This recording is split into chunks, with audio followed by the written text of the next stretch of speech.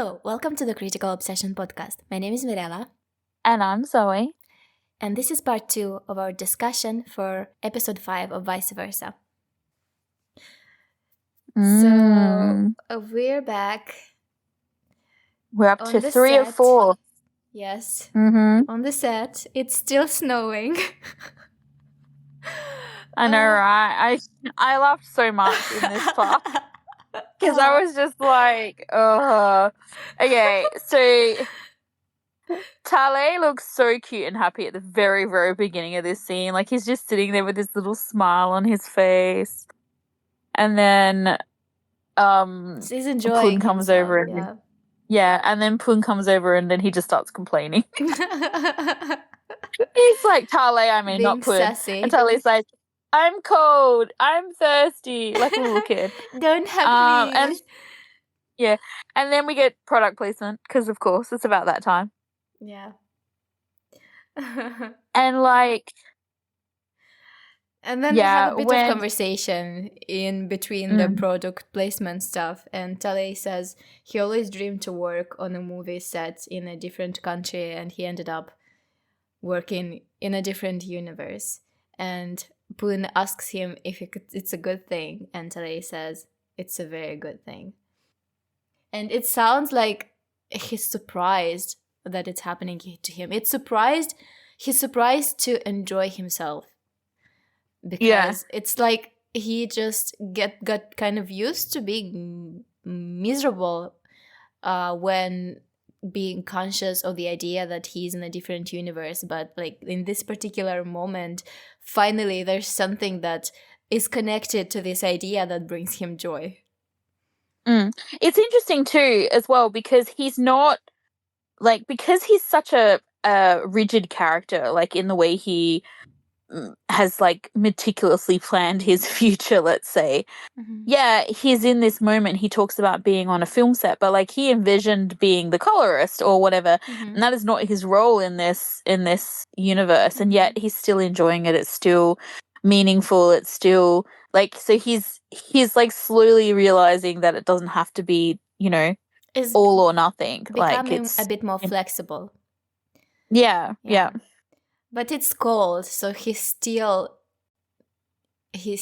thinking about the fact that it's not what he actually wants, because he's feeling uncomfortable. Because he doesn't like this climate. He doesn't like the cold. Oh, Tale! Me neither. Oh my god, I would switch in a minute. Come and talk to me about like weeks of like, or like a week of like 46 or something. And that, I mean, it doesn't happen that. Give me that snow where you can wear what they're wearing and be okay outside when it's snowing. It doesn't happen that often, granted, in our summers, but we had a very mild summer this year. But like, it's so still, weird to hear you say that. Yeah, like I wasn't hot a lot. You know me, normally I complain a lot. I don't reckon I complained as much this year as I did last year. But maybe I did and I just don't realize. But I love winter. Build me an igloo, bury me in it, I would be happy. So as long as I could get Wi-Fi and parcel delivery, I'd be good. Uber Eats to my igloo. Yeah, and so wow, this scene with Pun, getting out of his seat, and it was killing me. Wrapping his arms around Tale, and he's all like, "I'm keeping you warm." And this, once again, we have this like frozen moment of like intimacy where Tale is struggling, and I don't just mean like physically. That happens in a little bit later, but like, his heart's fluttering. You just know it is. And because it kind of feels like Pun is tempting him to just let go and enjoy the moment, like enjoy the moment. Yeah. Well, he says to him. Yeah, he says to him the sweetest thing, really. Like, he says, I don't want you to have any dislikes. I don't want you to be happy, even if it's, like, only for 5 minutes. Yeah. And it's, like, it's such a huge thing for someone who's, like, miserable 99% of the time. At least, at least as far as we're aware, he was.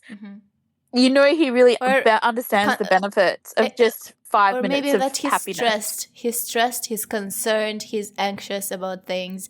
He is thinking about how to act, how to do things so that they have the best outcome. So he never relaxes, basically. But the fact that he also says right now, to me, kind of feels like this moment means a lot to Pun, and he wants this to be a beautiful moment for Tale as well, because it's them Both of them to experiencing enjoy it. something new, yes, together. And it's like he plans to look back at this moment. He plans to remember it and to cherish it, and he wants to remember that it was a good moment. He wants Tale to remember it as a good moment as well, because it is a good moment for him. Yeah. No, what I was saying is I was talking about Pun being 99% of the time, like, Stressed? not happy. Like, not happy. Huh? Oh. Mm-hmm. Yeah. Yeah. Because, like, from in his past, right? So he understands the benefit of just having 5 minutes of pure happiness.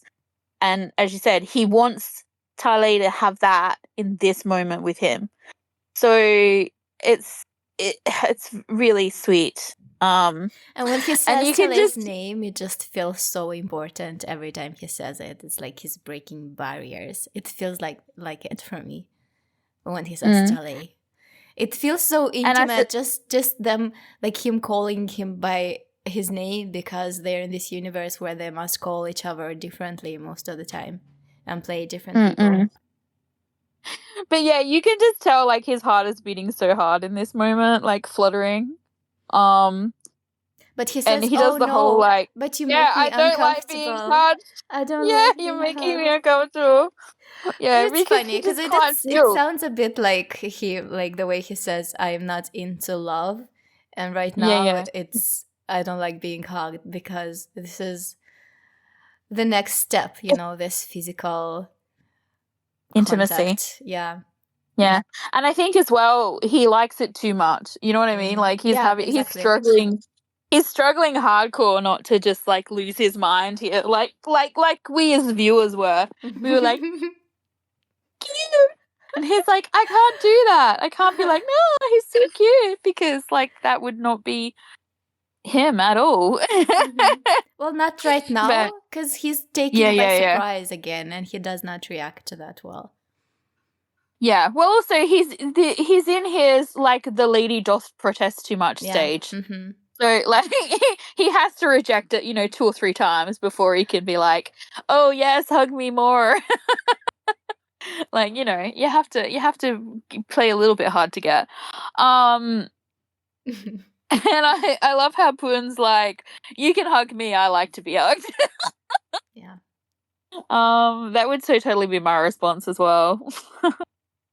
I'm such a huggy person. It's funny because I don't like being touched. I don't like being touched. Like, like if people reach out and touch you, sometimes people touch you when they're talking or, like, whatever. I don't like people touching my face. I don't really like people I won't go and have a massage or anything, for example, because I don't like strange people touching my body. But, like, I'm definitely a, like, let's snuggle on the couch. Oh, I haven't seen you for a couple of months. Hug person.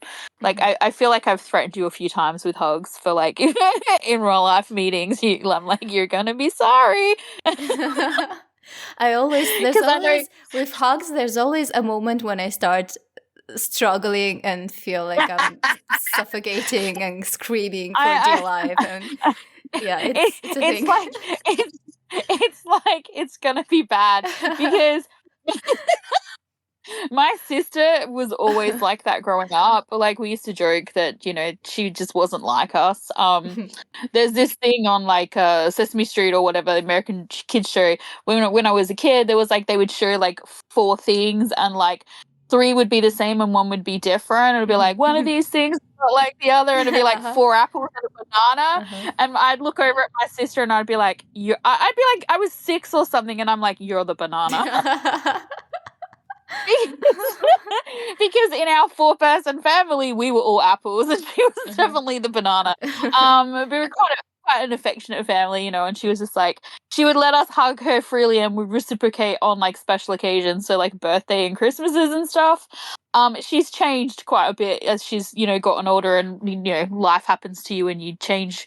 But like, it's really funny because I was always like, as a teenager, one of my greatest joys was hugging my sister until she struggled for life. Mm-hmm. And I would be like, she would be like, let go, I don't like it. And I'd be like, yeah, you do. So You struggling will could be if a I trigger. say so. You will enjoy this. Struggling may not be your best friend. I play dead. just stand there and act. Don't do anything, and I'll lose interest. If you start to struggle, this like thing in me will probably get triggered from like childhood, and I'll be like, but you like it. It's just so funny And because just not. I recently was visited by a uni friend, and that friend is very physical, and I literally before we met I started getting anxious, Yeah. because I started imagining that like we'd hug or stuff, or like I'd get touched, and I wrote to them. I was like, could you please just, you know, take Refrain. into consideration that I'm like a cave person. I don't really interact with people a lot. Like, take it easy. And they're like, do you think I'm a monster? I'm like, it's not you, it's me. I'm a troll. Yeah. Well, it's funny that you say that because I met another friend who I met overseas, like, or met online and finally met overseas. And she's not overly affectionate. Like, she doesn't really like to be touched either. And when we met, I swear to God, she held me so tight. I thought like my boob was going to pop out my back. And Well, it's not like good. for a really long time. Does Yeah, not it was sound kind appealing. it was quite a firm hug. And for a really, Sounds really long time. claustrophobic to And me. I needed to go to the toilet, and eventually I had to say, if you keep squeezing me, I'm going to pee on our feet. Because I was like, I really need to go. This is nice and all, but so she was actually more huggy than I was initially. So But it was quite funny. I'm Tale in this situation, and you're Poon. Yeah, that's right. I'm gonna make you like it. We'll see. But yeah, so like it threatens, and he's threatening with you. Yeah, but it's so funny. The next bit, I died Oh so God. much. You know, you must understand, they don't really have snow there. They don't know how it works. It was like suddenly there was a slushy machine or like an ice machine Like, above there's where he was nothing. standing.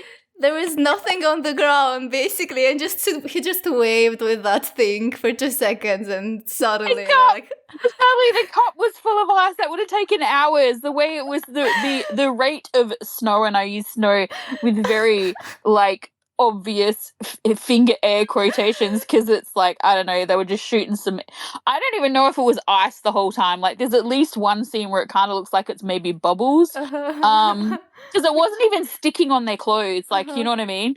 I feel like they flung ice at, like, you know how they've got the cup of the ice? I feel like they had that somewhere, and they just flung some of that on them in certain scenes. So they had some on their clothes, but the stuff floating down in the air is actually bubbles. That's what it looked like to me anyway. And so when he stuck the cup out in the snow, once again, very, very exaggerated air quotations here.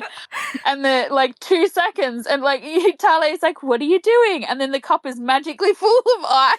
You know what? It's a different universe. Maybe ice and snow magic. functions differently. Maybe they have snow magic in the other universe. I really needed to go to the bathroom when I was watching that, and I almost had a problem because I was just like, this is so freaking fun. I laughed so hard. I was like, what the hell was that? And then when he poured the drink in there, magic.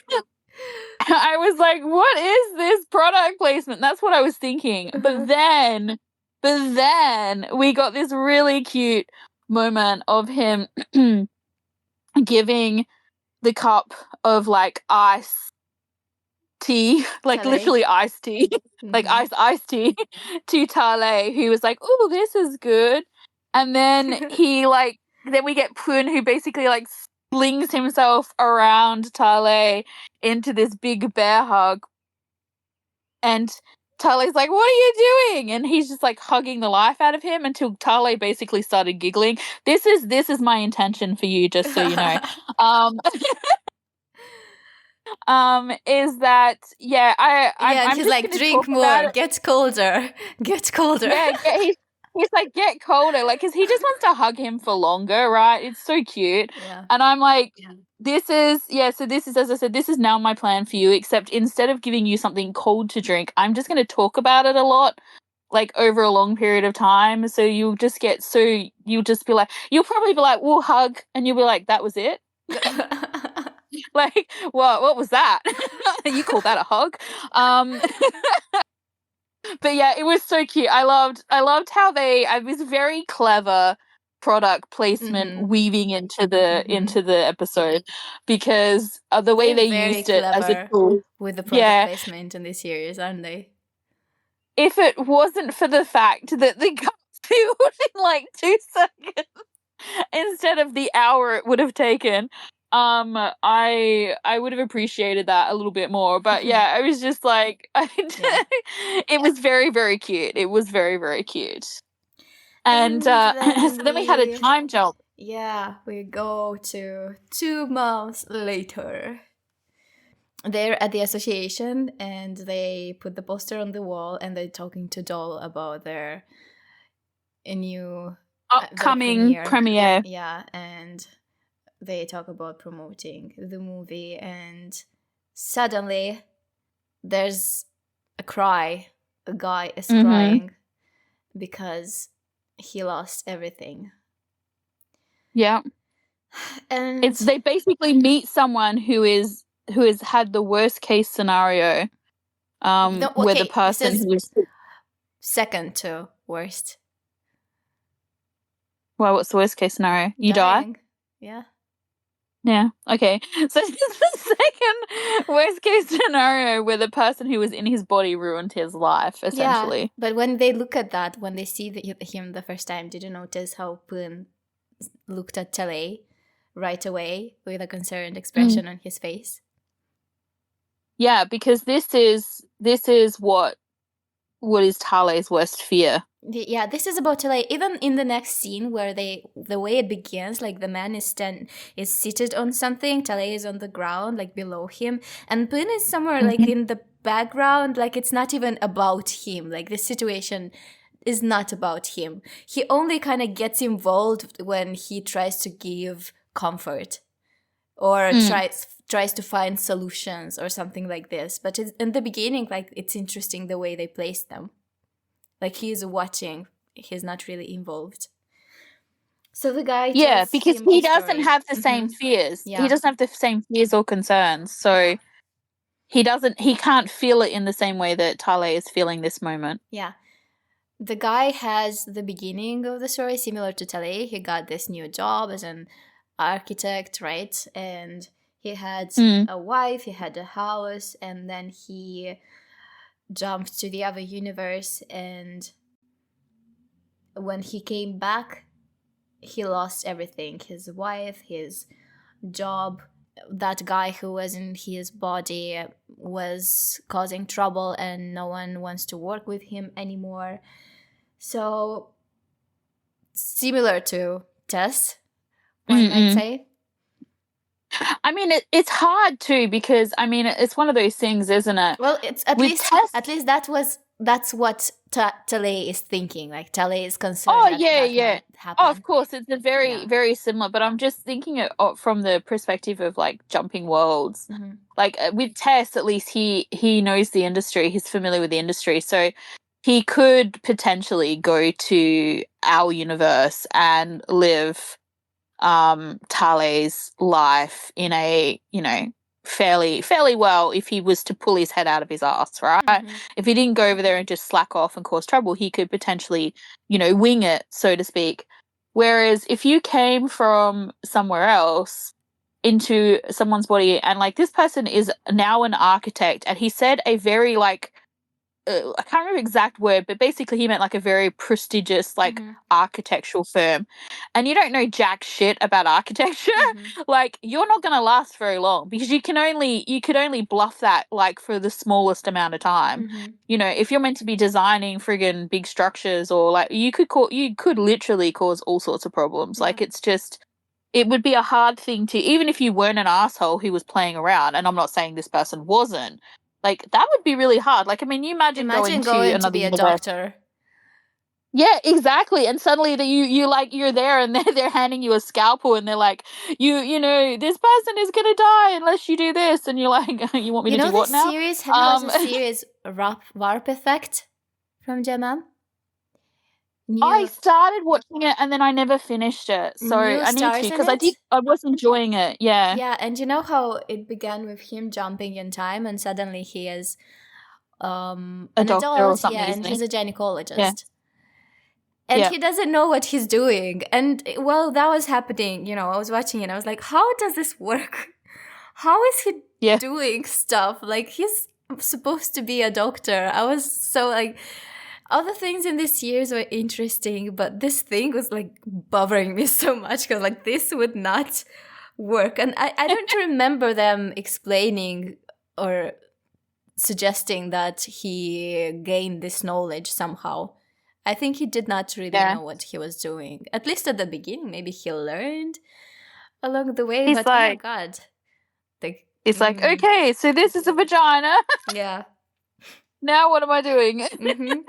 Yeah, I must admit, probably I didn't get to that. I got to the part where he woke up and he was like an adult, essentially. But I didn't really get much further than that, so I never got to that stage because you would have heard me complain a lot if I had. But don't trust me. Don't trust my brain. I'm not sure he was a. You see, things get mixed in my head. I think he was a doctor. I'm not sure. Well, he was a doctor, but I don't know if he was a gynecologist. I think he was a gynecologist. Not sure. Anyway. But anyway, you know me with medical stuff, I probably would have had lots to say about it. I would have been like, how is he doing this? Yeah. Yeah. Unless you wake up and suddenly you have that knowledge, but you're just like ahead. But I don't think they made it look like that. No, because isn't there something like he couldn't remember what happened back then or something, so he doesn't remember the jump in time anyway? Yeah. So you wouldn't potentially remember your skills either. Yeah. So...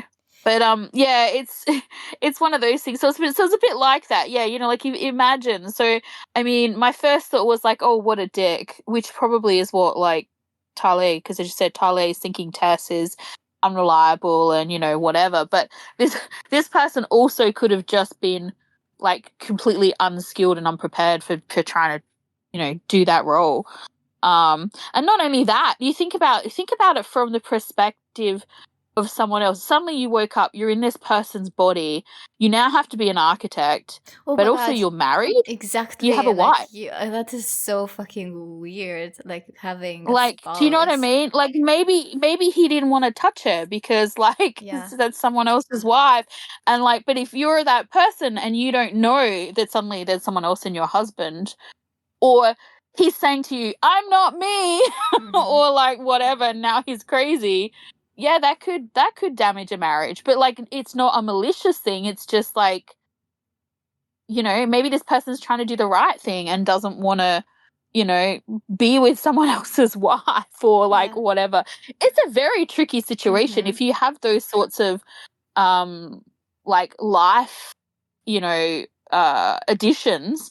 Like, how would you juggle that as someone who this is not your life? Like, how do you not hurt the person whose life you're living, and how do you not hurt the person that you're potentially living with in that life because you're, you know, they're married? And also, what does that say if they're meant to be soulmates and he's married? Like, what's that about? But also, was he is it like just can it also be platonic maybe? Yeah, because I think it's not always the same for everyone. Everybody, yeah. But I'm just thinking about it because I'm like, you kind of, in that situation, in terms of the person inside the body, you're damned if you do, damned if you don't. Because if you don't show affection, whether it's physical or mental or whatever, to like the husband or the wife or whatever, you hurt them. Mm-hmm. If you do and you get involved with that person and this other person comes back to their life, then It's they're still hurt cheating because somehow. the person they loved, Yeah, sorry, did not didn't recognize them. know exactly, and they've essentially like almost like cheated, I guess. Mm-hmm. Oh, Like that's how reminds you me would of Fringe. feel. Fringe reminds me of Fringe. Yeah, but that's Said how it Fringe. would. That's what it. But that's what it would feel like. You know what I mean? Even if you could rationally understand that this person didn't legitimately know that, you would still feel betrayed, Mhm. right? And then also, then you think about the person who's inside. You're trying to distance yourself, but maybe you do, give them affection or like whatever, and suddenly you have feelings as well. Like, how complicated is that? That's so complicated. So it's so funny because like this was all happening, and I could tell Tale was like concerned and worried, and I could tell Poon was concerned about Tale being concerned and worried, but also my brain's like tra la la la la, oh my god, how fucked up would this be? Yeah. Mm-hmm. And I'm like, obsessing about the complexities of like I what it love would mean this. in You that see? I love situation. this. I love this about this series. Like they present you these situations, and you're like, you jump right into this philosophic, Morality kind of discussion. exploration of what is right, what is morally correct or wrong, what is that's supposed to mean, why is everything happening, is this like a soulmate thing, is it not, like Yeah, like what lesson are you meant to learn from that, Like this person, like him, like what was his lesson? He was married, he had a wife, he had a house, he had a good job. Like what exactly was his reason for going to the other world? Like that's the other thing I was thinking about. Like what would be, for all intents and purposes, his life sounded pretty good. Well, you He never seemed know. happy. Like it can be picture perfect, but no one is perfect. No one has their shit together. No, for real, nothing is. so. Yeah, that's right. Yeah. And the other thing is once again, we're taking things. But Yeah, I'm gonna pretend they don't exist. Yeah, but we're going to also say like we're kind of given things on face value. Like we're accepting what he's saying on face value, just like they are. He's like, oh, I lost my house and I lost my wife and I lost my job, and the job part might be the only thing that actually was affected by the person coming in. The wife and the house thing, like the house came after the wife split up, so maybe that was because of what do you call it? Dissolution. No. What's the word? Where you split your assets, after you get divorced or whatever. It could have been because of that. I don't know. But like the losing the wife thing may not have had anything to do with it. Maybe they had a bad marriage before he went. Maybe that's part of the reason why he went. But he's just dumping it all together because he's back and like, oh, woe is me. You know what I mean? Like everything is bad now. So we don't know. But yeah, that's not the point anyway. Yeah. But it's just like he's really stressed but about it. But there's so many possibilities, right? So many characters that you could create in this universe with their own problems and lessons to learn. Yeah.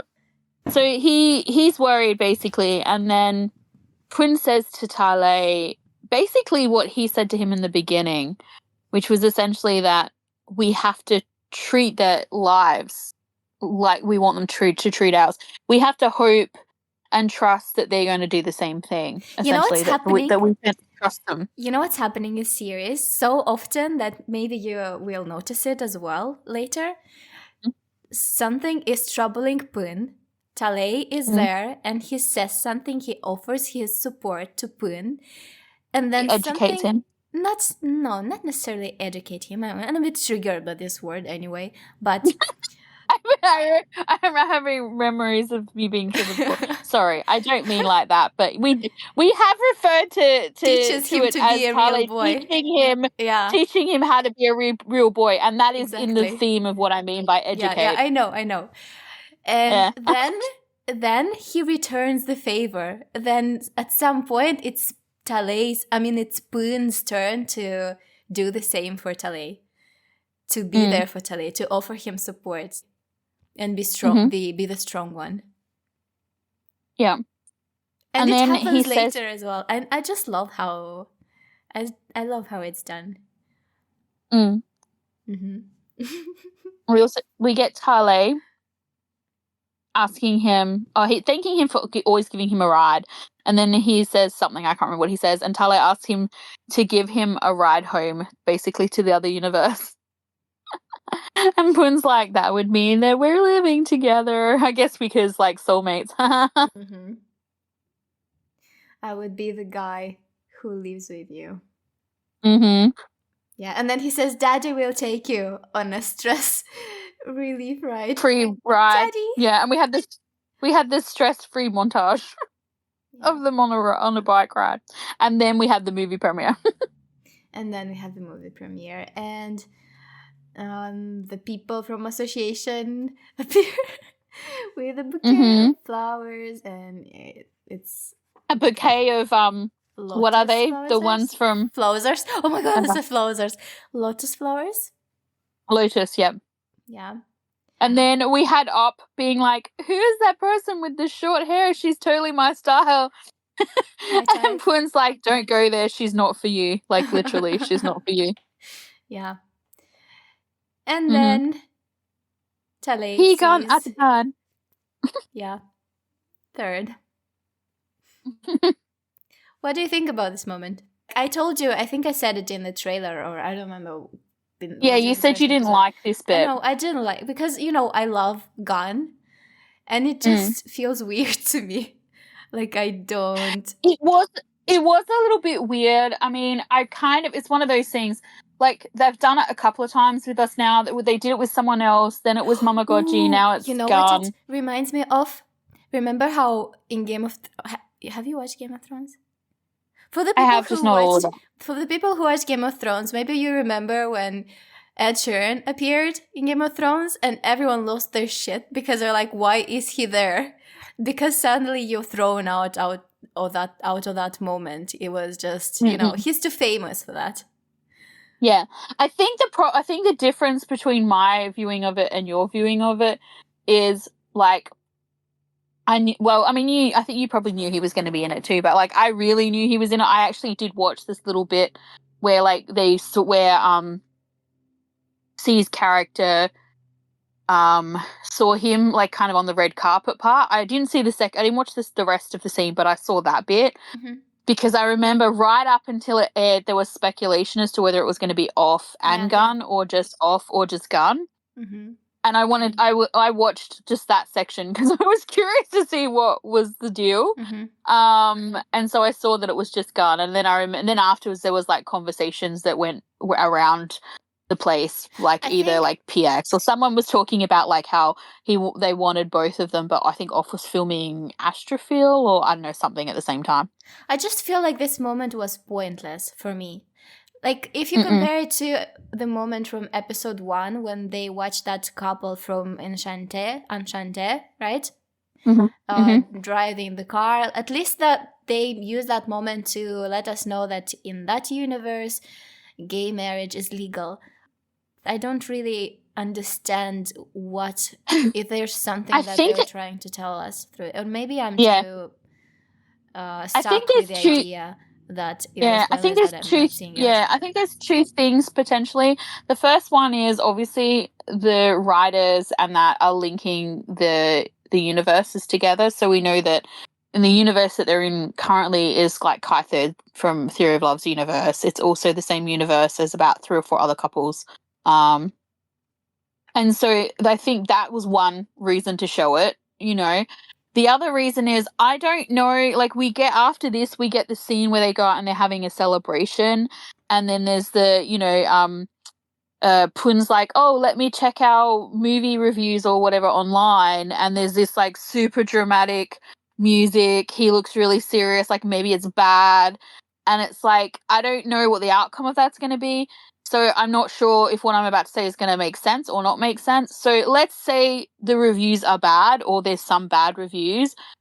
The point of having Gun in this scene then becomes, like, here is somebody who knows, like, if you know the universe, like, if you know Kai Third, if you know Theory of Love, you know that Third is, like, obsessed with movies. You know that Third is, like, knows everything about film, right? So, like, if he comes up to you and says, this is good, you're doing a good job, like, I can't wait to see what you come up with in the future, then that's a legitimate response versus a bunch of internet trolls who are like, this was shit, or like whatever. So if the next part, which I haven't seen yet, has them dealing with like some bad feedback or whatever, then the purpose of having him in there makes sense.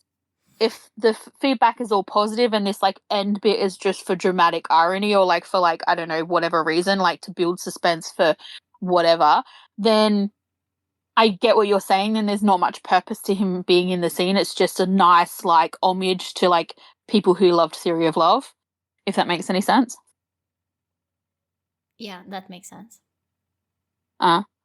So until we watch the next bit, I'm not going to know if whether or not his place had purpose or not.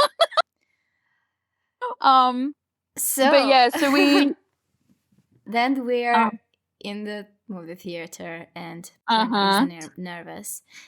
This means a lot for him because this is the first movie that he actually made. It feels a bit like this is the first movie that he actually cared about. I died when this happened because, like, when Tale pulls up the arm of the cinema chair between them. And he's this intense and serious and, you know, and like it's like all in kind of moment, and reaches for his hand. I died so hard. Mm-hmm. I was just like, this is so good. And then he says, don't worry, whatever happens, I'll go through it with you. And I just went, wow, what a fucking great line. That is such a good line. I know. Tale just shines with this one-liners. And Pun just looks terrified, like, in that moment, like, of what's to come, of, like, just everything, until he sort of looks at him and they, like, meet eyes, and then, like, there's still, like, looks like to me like there's still a brief moment of, like, terror, but then he sort of relaxes into it a little bit. Mm-hmm. It's just a really nice scene. It is. Mm. And then there's this moment where the friends, the U and Up, look back at them and they hide their hands, but they don't let go of each other. Like, you'd expect them to jump and let go, right? But that's not what's happening. Yeah. They just make it, transform it into a private thing. Yeah, but as I said, if the others notice, at least the groundwork for Tess and Tum when they come back, if they're a couple, because like no one's going to think it's weird. Yeah. Like none of the friends are going to be surprised. So then we hear the comments from the association people, right? That the movie felt like falling in love. Mm-hmm. And then we get the comment from Third. Mm-hmm. And then and Third is really Third, I must say. Very much for Third vibes. Yeah, I thought he did a good job of it. Mm-hmm. I wasn't sure because, as I said, I didn't watch this part. I only watched the bit where there was no speaking or whatever. Mm-hmm. And I was just like, but what he said to them and everything, it just fit. When you think about like how Theory of Love starts with him like recording his movie reviews and everything, and it's just to think that, you know, in the future, besides having their film company and everything, that he also owns this like magazine or blog or whatever where he reviews films, and that it's just such a third thing. Mm-hmm. Like, it just fits the character so well. And as you said, what he said fits too. So, and then we get them on their night out celebrating, which makes sense because they're all super proud. Yeah, and this time Boone is wearing a white shirt, and then something that is like orange on top of it, and Tale is wearing black. What do you think that means? What do you think that means? I don't know. I didn't notice it. I wonder if we're switching points of view, because most of this episode felt like it was more Boone centered. Mm-hmm. So I wonder if in the next part, like, we get to switch to. I love how you say "I wonder." No, because I don't remember how exactly it's Oh, okay. I'll let you have this I wonder related. then. I don't really remember how exactly it plays out. I mean, I think it depends. It could mean a couple of different things. If they get bad reviews, it could be like a foreshadowing for that a little bit. But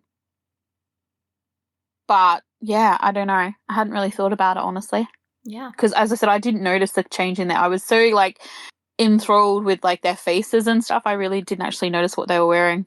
Even at the premiere, I know that Tale had a red jacket on, and that's all I can really remember about who was wearing what, because it just looked really nice. The jacket looked nice on him. Bruno was still wearing black, if I'm not mistaken. Or he had something Yeah, black. I think he had for sure. Yeah, I think he had black on too. Yeah. But as I said, I only really noticed the jacket. It had interesting fabric, and so I was like, oh, that's nice. But yeah, so yeah, I'm not sure about the coloring of that. It is interesting that it's switched. It should honestly, because they're paying so much attention to these things, you would think it means something. But I guess let's go and watch part 4 and find out. Let's go. Part 4. So how does it feel being right? I know it doesn't happen often to you. Oh, shut up. Shut your mouth. I'm right all the time in my day-to-day life. I have to be wrong sometimes with you because, like, if I was right all the time, my head would just be so big. I'm wrong all the time. Right all the time. You're talking about yourself? Yeah, I am. I'm right all the time. Or at least 96% of the time. No. But yeah, no, well, as I suspected, there is another purpose to having him there. But don't be funny. Don't make fun of me. It's really late here. It's really late here. I don't know that I have the skills to fight back. But yeah, so I mean, it's one of those things where it's like I didn't want to be right. Like I didn't want them to have bad reviews, you know, like. But it's funny because it's too early in the series for them to be successful, isn't it? Of course, but then at the same time as well, like I feel like once again because they got so many reviews of it could have been better, and it seems like a lot of like, you know, it's one of those things where we're told as the viewer, like by using Third, who, as I said, if you know the universe, if you know Theory of Love, you know that he knows what he's talking about. He's very passionate about films. He's not just going to blow smoke up somebody. So, like, he really liked the film, which means we can take away as viewers that it was a good film, regardless of like whatever.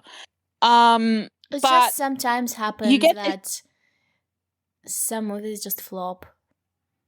Yeah, and it's hugely to do with like perception. So it's like these movies. You and I were having a conversation the other day about like the Barbie movie and a couple other movies about like how there are some movies that are so popular and then like the hype doesn't match the film. Like you don't, and this is not me saying this specifically about the Barbie movie. I'm just like, we were just talking about movies in general.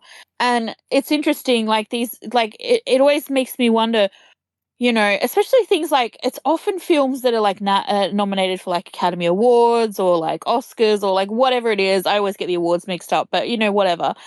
That suddenly like everybody wants to talk about this movie, but it's not always the movies that you necessarily think should be the ones that get talked about or whatever. Often I'll see these movies or watch shows or something that, you know, are critically acclaimed, and I'm like, what did I just watch?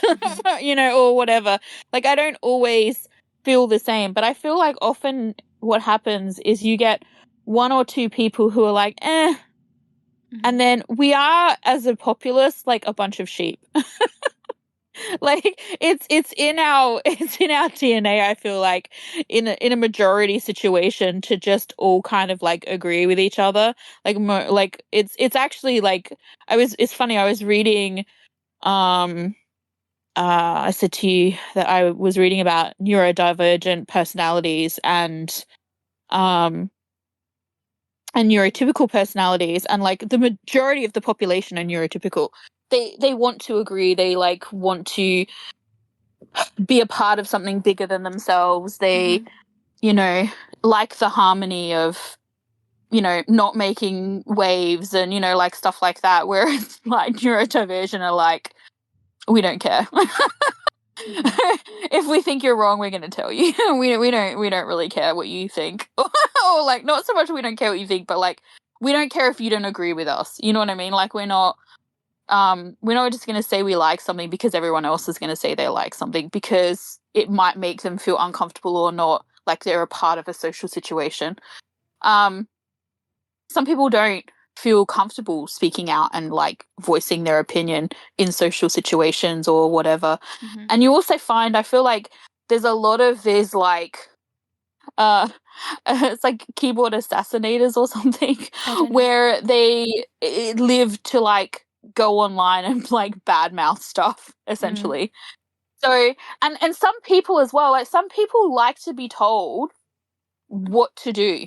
Essentially, you know, like, this movie is good, so you should go and see it. This movie is bad, don't go see it. Do you know what I mean? Like, it's like with dramas now, I'll go to my drama list and read it sometimes just for shits and giggles to see what people are saying about it. I don't pay any attention to what they're saying about it. Like, I don't base my decision making on what they're saying. But I often think it's interesting to see what other people thought of stuff. I usually disagree unless it's something that's like just really, really bad, and it is really bad. Everybody is correct. In general, I'm going to be the person who's just like, let's wait and see what happens.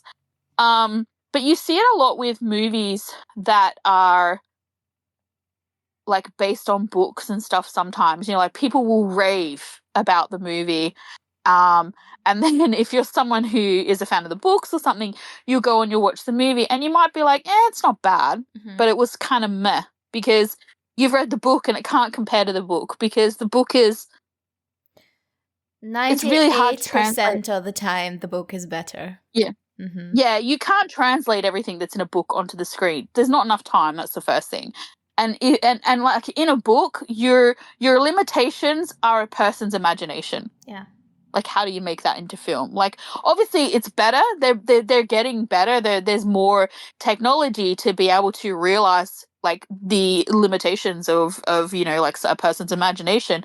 You can, pretty much do most things these days. However, you still have a time limit of, X amount of however long, if it's a movie or if it's a TV show. Into a series, but there's still something. But you're still limited then by how much does it cost to make this? You know what I mean? Like, like, how expensive is it going to be? Like, yeah, sure, we can make anything with, well, not anything, but we can make a lot of things with technology now. But like, is the cost going to be worth the return? So like, they can't always do everything, or sometimes they have their own agenda. So like, they don't want to tell you the whole story that's in the book because for whatever reason, maybe there's a political thing in there, maybe there's a like whatever. So they take that out because they don't want to put it in the film, because then it doesn't make it, suitable for the mass populace or whatever. Like, there's always something.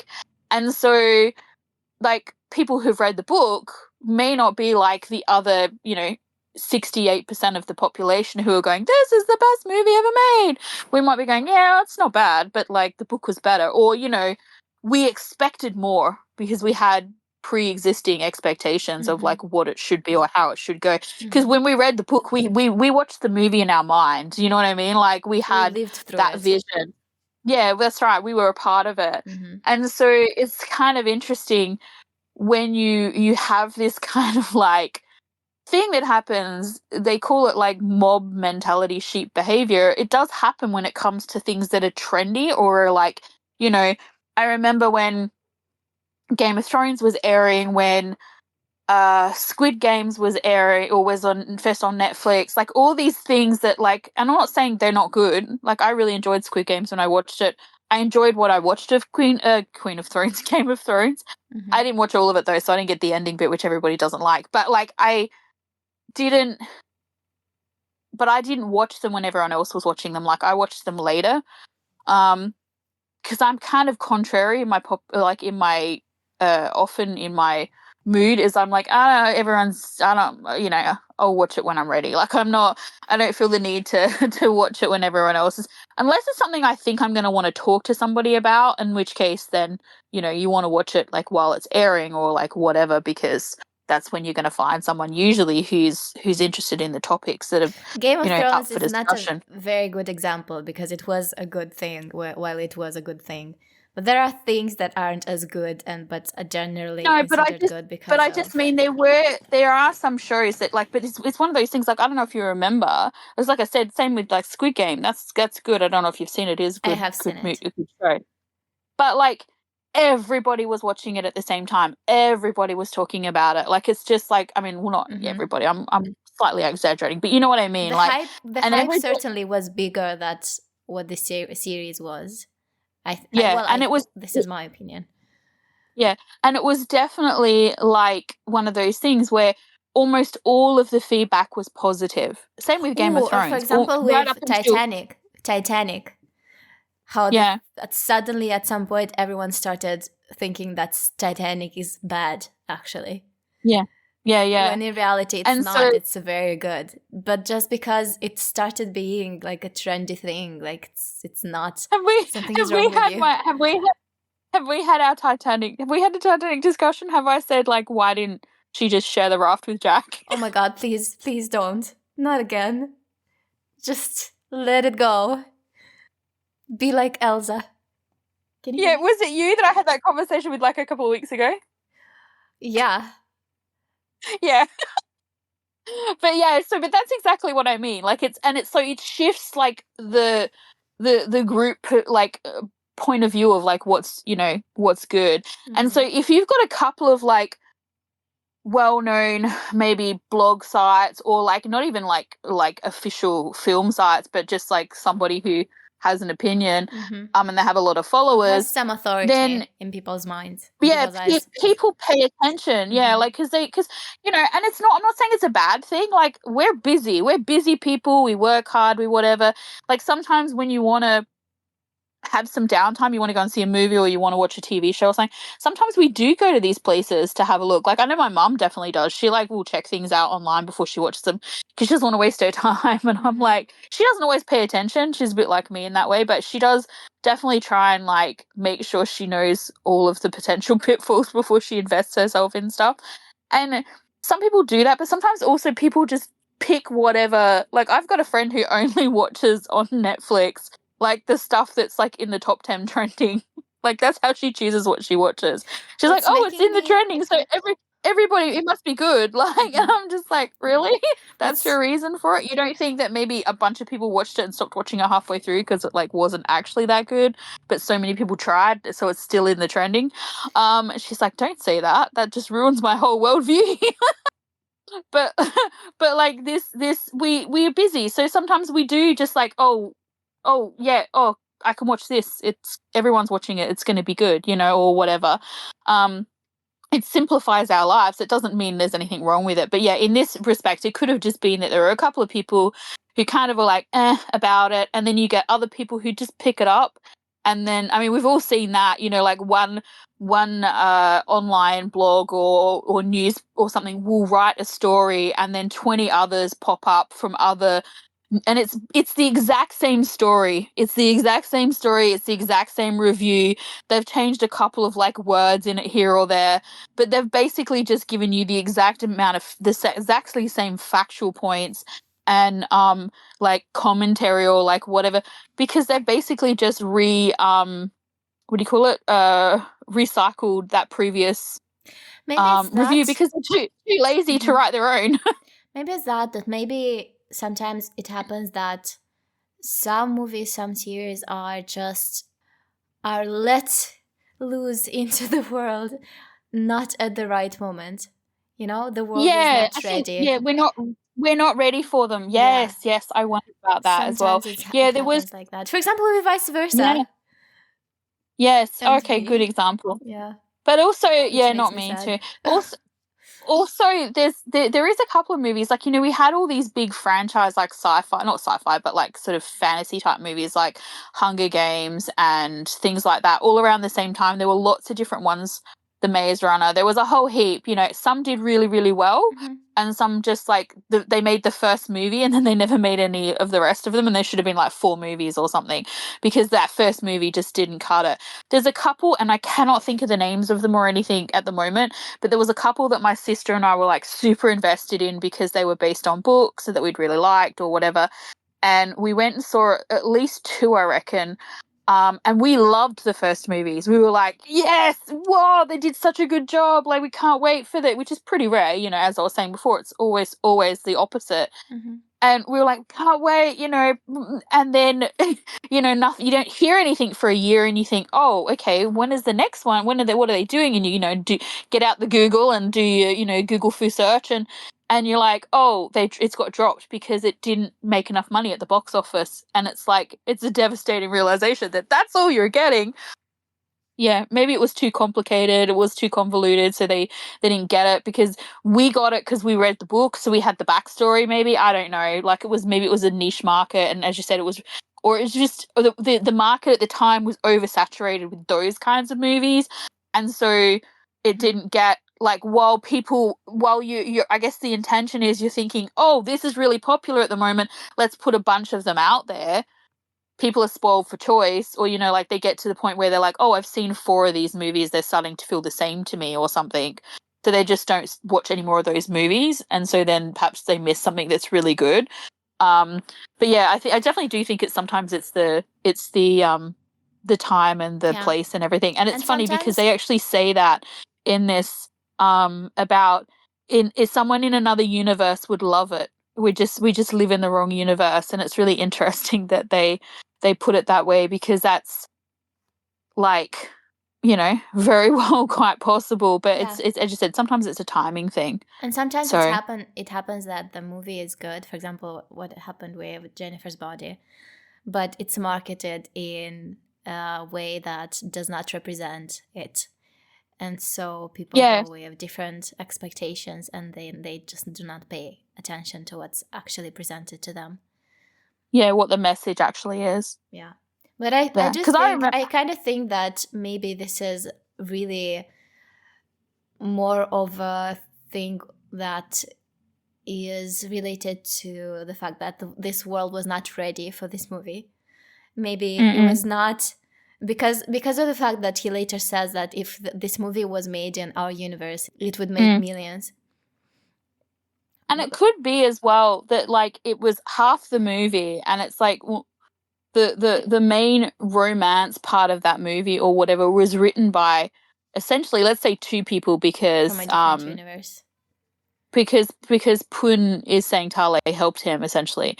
So with like just the being together kind of thing, but like they love differently. Maybe that is a thing. Like and so it's interesting because it has the foreign vibe, maybe. Yeah, something that feels a bit off. That didn't translate. It didn't translate to them. Just like we give roses, they give oh my god, what are they called again? Flowers.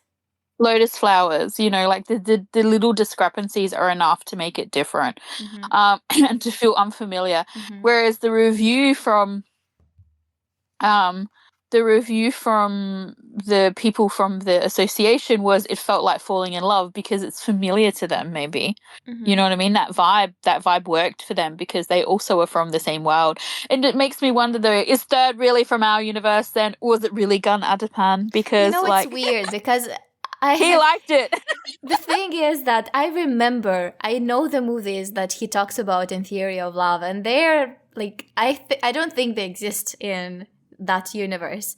So no, it's like it's 10 weird things I hate about you and all this sort of stuff. Yeah, so that's interesting, isn't it? It's like, ooh, really? Well, you know what they say about Theory of Love? They do say it's the off gun. It's off gun, not Kai Third. Yeah. But it is interesting that the films are from our universe that are used in the Kai Third. In Theory of Love. That is an interesting thing I never thought about if we're looking at it from this perspective.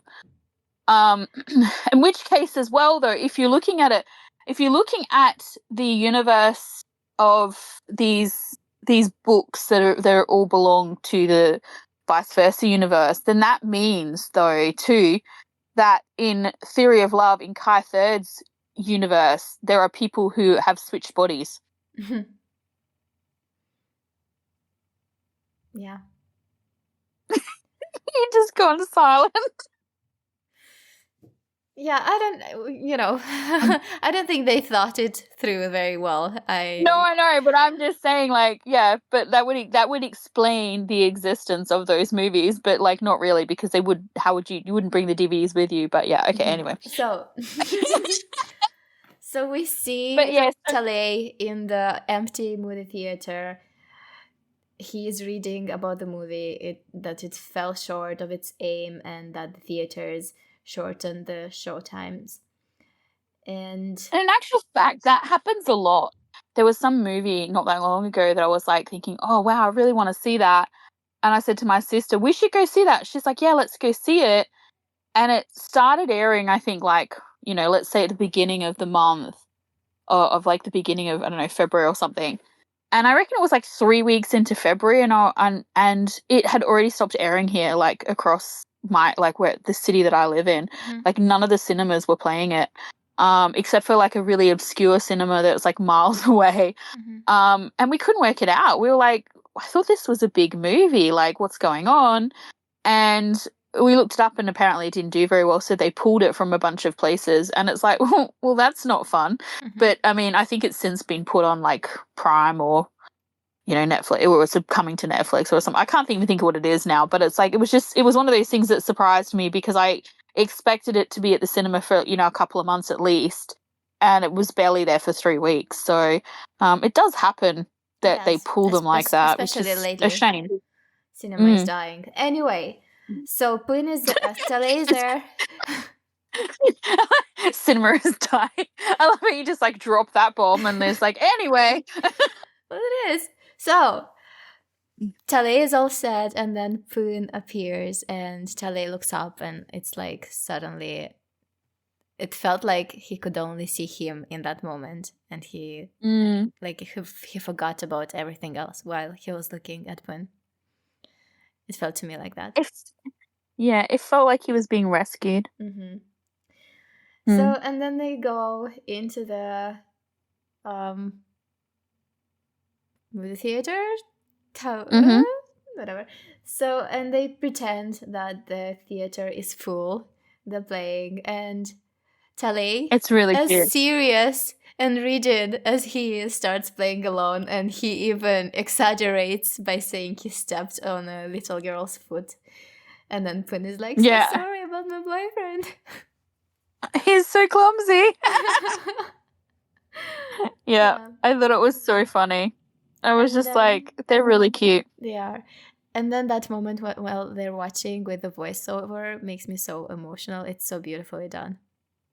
The things that they're saying, the way it's filmed, the way they're enjoying that. And then Poon starts crying, and Talay wipes off Poon's tears, and the way they're talking about the movie, and how Talay says that his favorite moment was when they meet again, and says it's because it is I thought Poon said that. Yeah, Poon. Did I say Talay? You said Talay, yeah. Poon says his favorite moment is the one at the... where they meet again in the cafe. Yes, because it is based on something that they went through together, and... Yeah, they went there together. Yes, and then he says that think about if the movie was made in their universe, it would make millions. And Talay says it's because, it's good. It's a good screenplay because you wrote it. You did a good job. And then Poon does this thing again, similar to what he did at the end of episode 4 again, right? It's you. It's because it was you. This is why I could write it this well. This is why I could, love that well. Because it's you. And then they thank each other, and I'm again having flashbacks to a moment when I think Poon dropped off Talay. After Talay helped him through that situation by supporting him with the friends. They also had that moment of thank you, and then Tale was like, his guard was up at that point, and then he completely dropped it with a thank you back, right? And it happened again here, although no guard was up right now. They were just being very honest, and it was a nice moment between them, intimate. And then Tale says, we did great, which is some kind of a great job. I mean, they did their best. And then well, I mean, considering neither of them had ever done anything like this before, and they managed to write a script that was chosen. Yeah, again, just like the situation with the guy and his, the person who lived in his body being an architect, right? You never know. You never know how much he tried. You never know how much. You don't know. Yeah. But with them, at least, they tried. They did their best. Right. The thing with it is too, which I think is really interesting, is a lot is being put on them in this moment, like as the screenwriters for the movie, whereas like there's a big difference between the script and how it's portrayed on film. So like, maybe the script fell short or whatever, but like usually if it feels that way, it's probably because of it's often as well in part because of the direction, in part because of whoever they've chosen to play the characters. Maybe the chemistry wasn't there, like whatever. Like it's very rarely just a bad script. Like I don't think I've ever watched a movie and gone, oh, this script was crap. Like it's usually like a combination of things. So, but they're taking it so hard, and I felt so sorry for them. And I just wanted someone to tell them it wasn't all their fault. And the friends are there too, and they want to quit. Yeah, which just made me really sad because in the previous like scene or whatever, when they were drinking in the bar, they were talking about how like they're going to drink, and then next morning they're going to start harder, fight harder. Yeah. And instead they just gave up, which I was like kind of really upset about, actually. I mean, I'm sure probably they're going to end up coming back together again at some point. At least that's what I'm assuming is going to happen. But it was so funny too as well. We totally skipped over it. I wanted to just go back for a second because at the beginning when they're in the bar, the bar owner's like, "Oh, I changed the lights," and because they were pink, remember? And he's changed to blue. Just like they're just having like the saddest moments of their life since they got there, and like he's made the light all blue. Yeah. So I thought that was kind of funny, but yeah.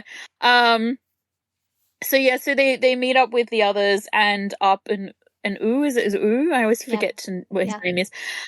Basically have decided to quit and move home and start working for the family businesses. And Tale teases that moment to reveal that he promised Tess's dad that. Oh yeah, Tale. Sorry? Oh my god, no, yeah. And Tale revealed that he promised Tess's dad that he would help with the business. Yeah, and then work for the company. And so basically Poon is now like essentially left alone in this, because it's like, what do you do? Like he, like suddenly he's on his own. Like but the also, others when he's asked, he says, "I don't know," and he asks, "What about you, Tess?" And it's like whatever he does depends on Tess, or at least that's how he wants it to be. Yeah, but I mean, also you have to look at it from the point of view of like suddenly he's got like he's coming to this world, he's made friends, they're now potentially leaving, so his friends are leaving.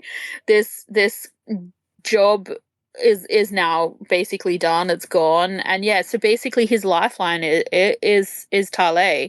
So he's trying to work out, can I go wherever you're going, kind of thing. Like, is there room for me still in your life? I love this line that Up says in this moment. He says, "Life is to meet and part." It's sad, though. Sad. Yes, it's sad, but it's true. Yeah, and it's you're not allowed to ever leave me. Okay. I'm like, I'm needy, okay? As long as you don't strangle with me with your hugs, but it's not really a possibility right now, is it? No, I have to work too hard, unfortunately. But no, I have no intention of strangling you. And this is how it feels, okay? I don't remember ever like threatening that particularly, but I remember you threatening me already. Like, this is the association that it's too late, Zoe. It's too late. This is how I remember. I promise I won't hug you around the neck and shoulders. I'll go up under your armpits. You can hug. My arm. I will give you an arm. I'm gonna come up from below. No, you know that there's a gif, or is it a meme? No, it's a gif. I think of like someone walking around with a koala like clinging to their ankle. Yeah, that's me. That's me. I'm gonna do that to you, only not necessarily your ankle. But yeah, as I said, I'll come from up from below. I won't come from around the neck. I feel like that's probably too threatening. I'll lull you into a false sense of security. You'll be like, oh, this isn't too bad. Stop pressuring me, please. Let's move on. I'm starting to sweat. Oh, it's not a threat, love. It's a promise. It's all right. You've got plenty of time to prepare. It's going to be a while. But she's like, this does not help me. But yeah, and of course then we get the next day and they're cleaning out their little makeshift studio office, which was really sad. It was really sad to see them pack up like nothing. Because essentially there was nothing in that room. Like the entire time they were there.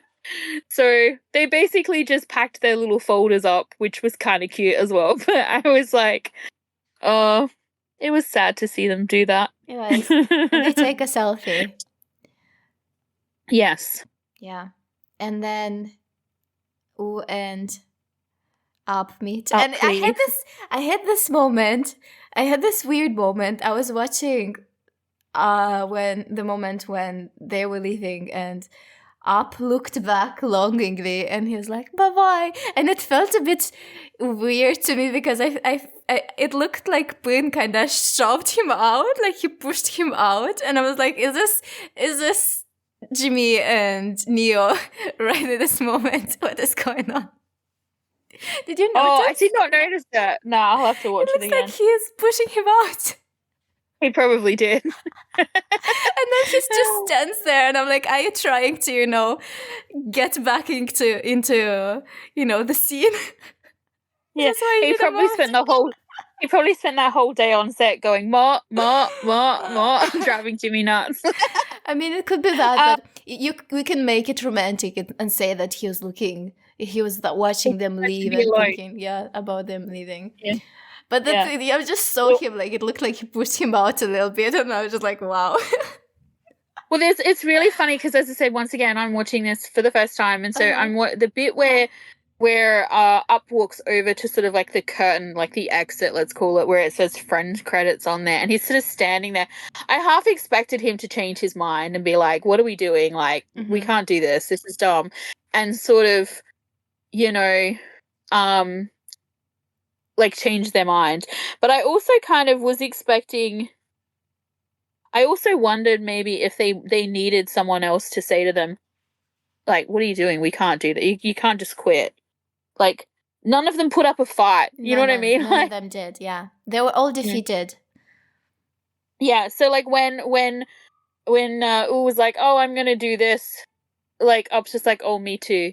And then they're like, oh, what are you going to do? I don't know. What are you going to... Like, there was just none of this, oh, no, you can't quit. What are you doing? Like, don't be stupid. I thought we were going to fight. Like, there was just none of that. So I assume at some point there is going to be a scene where that happens, where they rally and they get back together again. But maybe I'm wrong. I don't know. Only you know, and anyone else who's already watched it. Probably everyone who's listening to the podcast. There could be some who are watching as we go along, maybe. Who are stumbling blindly in the dark like me, and who always laugh when you say things like, I wonder if... They see the irony in it like I do.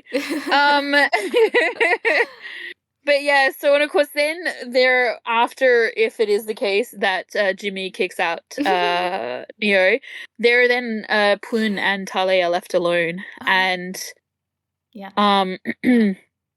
he asks him again, I think, what's he going to do? Yeah. Doesn't he? Tale asks Yeah, Pun, and Pun says again he doesn't really know, but he's going to have to move home. And when he asks him why, he says because without working as a scriptwriter, the rent for his apartment, studio, flat, whatever it is, yeah, it's too much. And so they have like a little quiet moment of reflection after that, and then he's like, "Oh, but there is a solution," and his solution is that he gets a roommate. And it's so funny because like he's like waiting for Tale to like come to his rescue. Like he's like, "Oh, I'll do it," or whatever. And then, but at the same time, pretends that nope, nothing is happening. Too much. Well, Tale's not. I don't think he realizes that that's what he's fishing for. You know. And you think?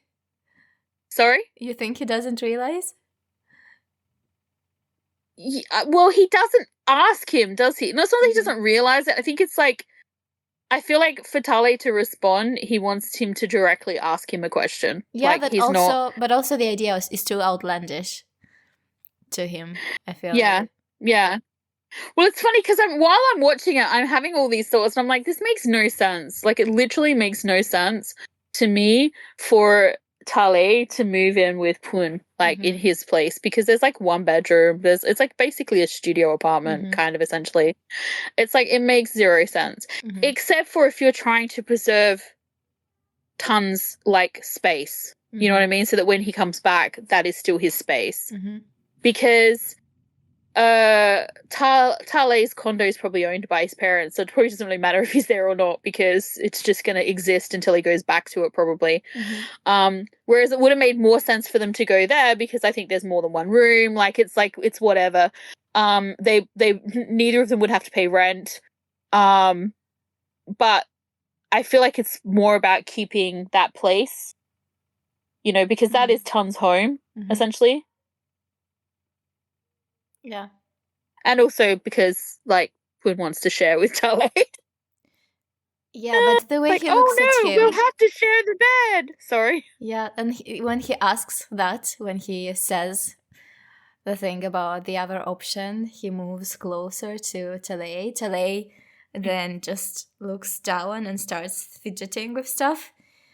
Yeah. And the neck grabbing, the first neck grabbing... happens. Pun is closer than ever and asks him directly, which is what he needs to do. And then, of course, I watched the trailer and it appears they're living together, so clearly that was the right choice. They're like, let's be direct and touch you at the same time. I'll confuse you with my magic. He's doing the sleight of hand thing. He's like, oh, I'm touching you and distracting you. Answer this question. And Tale's like, sure, because his brain's not working right now. All the blood just rushed to other places in his body. So in this moment, yes, I went there. In this moment, Pun is wearing something different, and Tale has black pants, and I think it's an orange or yellow shirt, right? Yeah. And before that, there's a lot of orange in this second bit. Orange, yeah. And they're both wearing like either lightly coloured tops with like orange in the like or the orange kind of family base. There was some orange in the first one as well. In the first bit, yeah. Tale was wearing. So it's orange. Interesting. Yeah, orange and white and black. What do you think orange represents? I don't know. Like, I don't know a lot about orange. No, and you know what? Like, in terms of what we've had so far in the story, I don't know like what it necessarily could be, but I mean, I guess it could reflect like this uncertainty, because that's basically where they're going into right now. There's this unknown about things. And there's a little bit of anxiety, and the orange starts when the film is happening, when the film stuff's like when the movie's happening too. So like But by that I mean like when they're finding out the mixed reviews and stuff like that. So You know it's why? like, You know why the movie failed? Because the title was bad and the poster was kind of yeah, meh.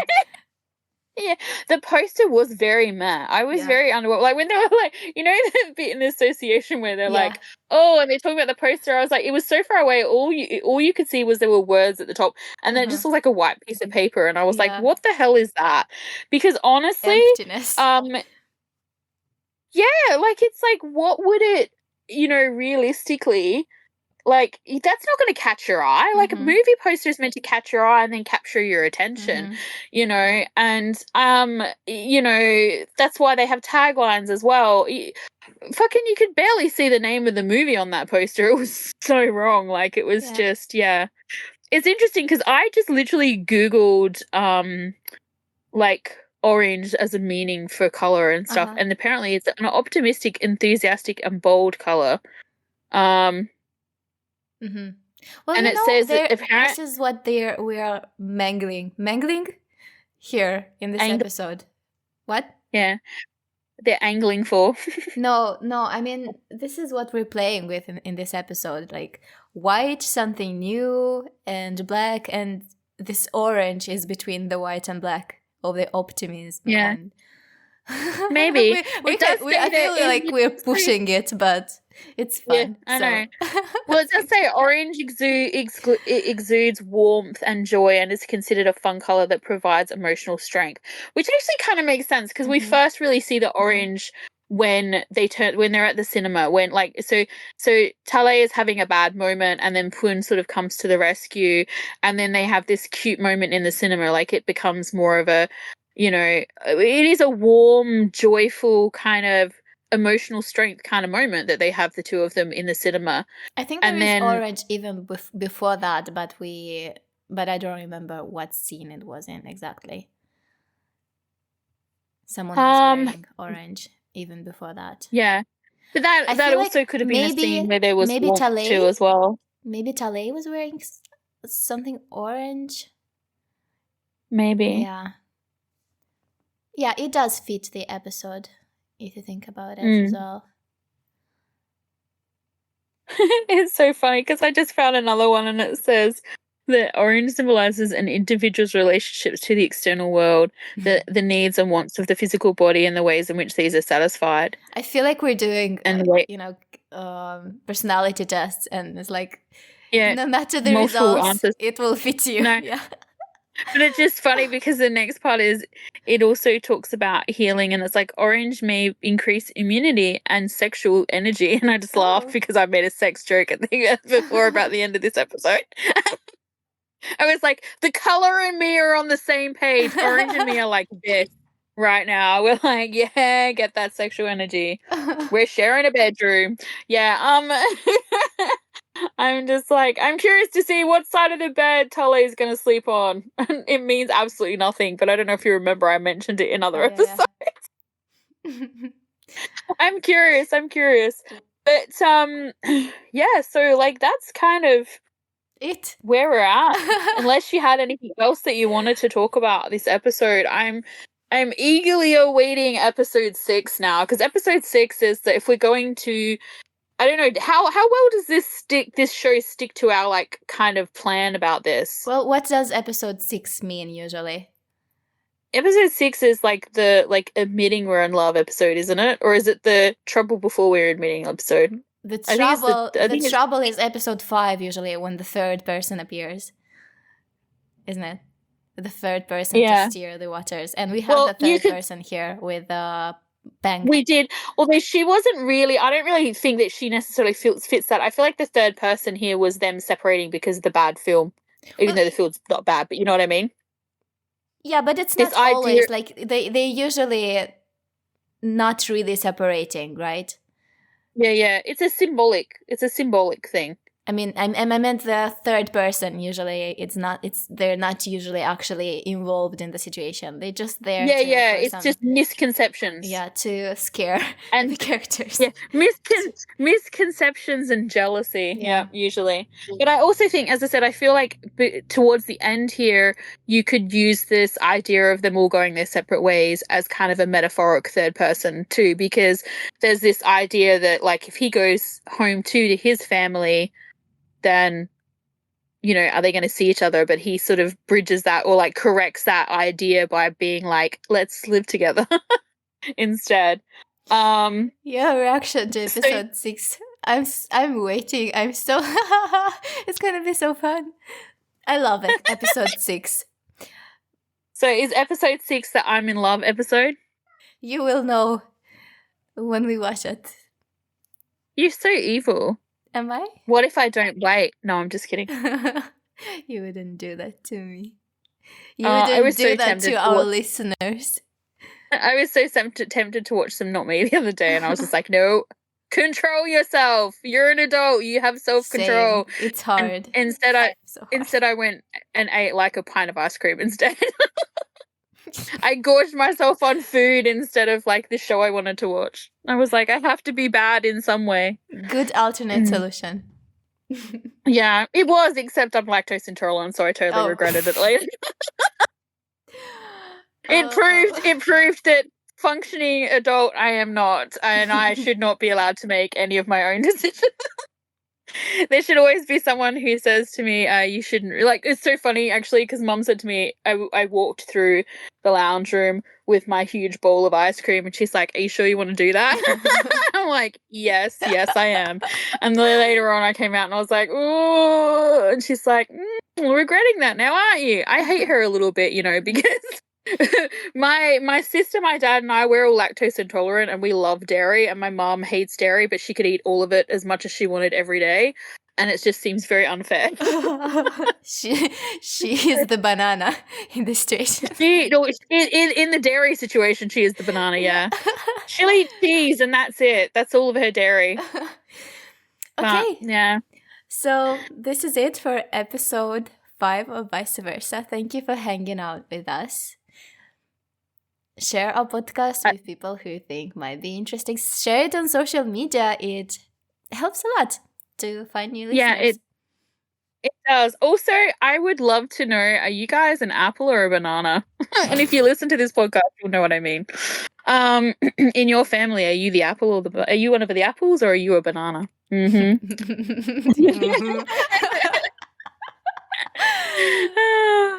Anyway.